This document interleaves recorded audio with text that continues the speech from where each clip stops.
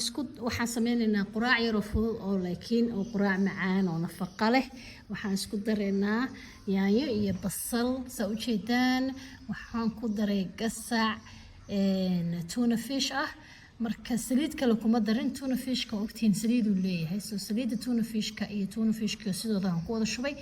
waxaan ku darayaa markaas spinach oo left over oo xalay ka hartay, cashadii xalay ka hartay aan ku daray. waa isku qalaaseynaa intaan. waxaan ku dareynaa wax yar oo cusbo ah saa u jeedaan, ma badna, xoogaa yar oo cusbada ah. markaa cusbada ku darno xoogaa waa isku walaaqeynaa. waxaan soo qaadanaynaa ukunta.